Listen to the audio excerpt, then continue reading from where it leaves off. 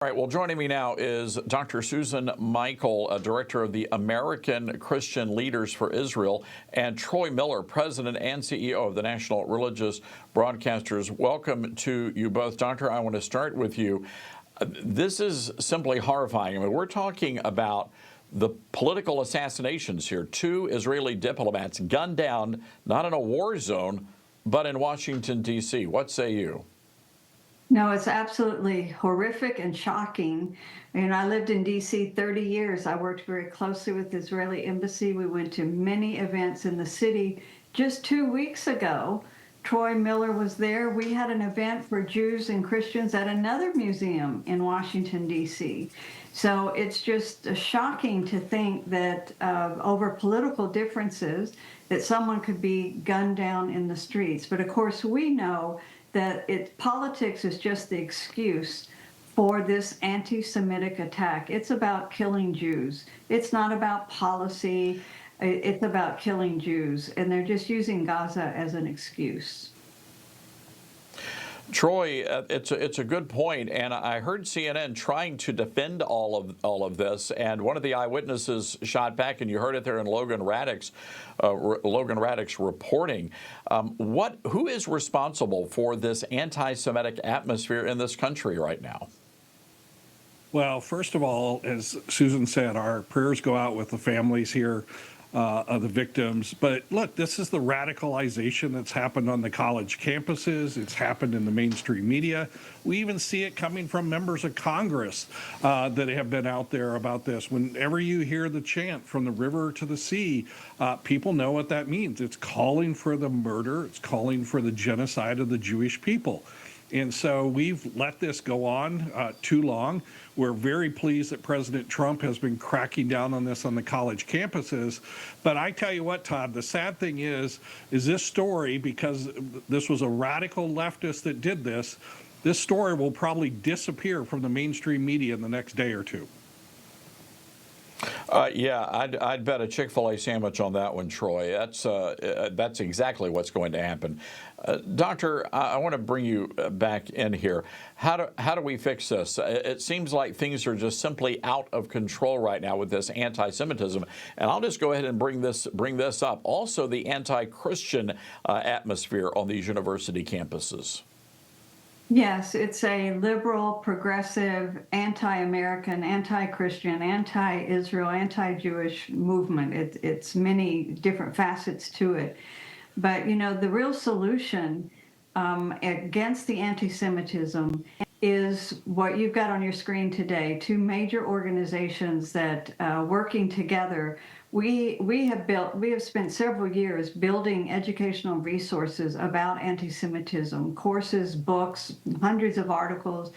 And through our partnership with the National Religious Broadcasters, where they have an association of almost every Christian ministry involved in TV, radio, podcasting, any communicator, we have to reach the Christian community in America and educate them about the dangers of anti-Semitism. Many of them don't understand how dangerous it is, and they don't know how to recognize it when they see it. And we need to educate them how to recognize it and how to stand against it, because we cannot expect the Jewish community to stand alone in the face of this. They need their friends to stand with them. And so it takes a collaborative effort of many organizations, but we're working on that to reach our own community. We have an army, a potential army across America in the Christian community if we can engage them and mobilize them.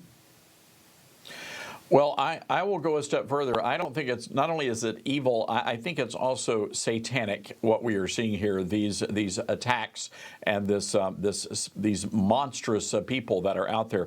Troy, here's what concerns me, and I've been fielding these calls on my national radio show. There is a movement afoot within our own group, the conservatives and the Christians, that are starting to push back and say maybe we should not be as supportive for Israel. What do you say to those people? Well, first of all, I say they have no grounds to stand on for that. And Todd, that's a small group. They're a vocal group. There's been a few of these so-called key influencers that have brought this up, but that's a small small group within the Christian community. The vast members of our organization, the 90 million people that we reach, plus they're behind Israel. We've had several events where over 1,000 churches have been praying for our Jewish brothers and sisters, praying for peace. So as Susan said, this is a collaborative effort. This is a movement we have to really fight, and we have to fight the mainstream stereotype that's continued to push out there. You know, the thing that really comes into this is we have to hold to a solid Judeo-Christian worldview, and that worldview says that all of us are fallen, all of us have faults in our lives, not just one group. You can't pin these things on one group, and that's what the left has tried to do. The Jewish people are now the new enemy. They're the new oppressors that are out there, and that's the problem. It's really, Todd, as you said, it's a clash of worldviews. On one side, you have a Judeo-Christian worldview that values life at the highest. On the other side, you have a far left extreme secular group that doesn't value life, and you have an extreme Islamist group that has called for jihad, that once they wipe out Israel out of the Middle East, they're looking at America as the big Satan. Big time. Yeah, they're coming after all of us, and it is imperative that Christians in America stand alongside our Jewish brothers and sisters, and I'm glad that both of your major organizations are doing just that. Dr. Susan Michael, Troy Miller, we have to leave it there. Thank you for joining us on Newsmax, part of our breaking news coverage.